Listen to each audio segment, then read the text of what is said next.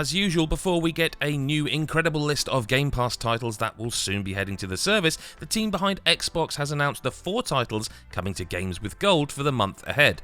That's 4 free games, which is nice, but this month is a little lackluster.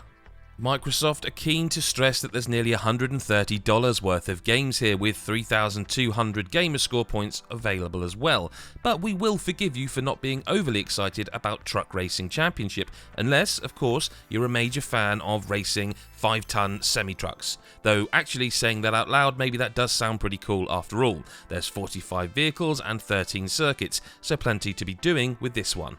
Next up is Vikings Wolves of Midgard, an action role-playing game based on mythology with a fantasy twist. As you'd expect in this Viking 'em up, you'll have to master lots of weapons and defeat your enemies who are threatening to end all life. Originally released in 2017, Vikings Wolves of Midgard is sitting on a 67% on Metacritic, so perhaps not the strongest offering this month.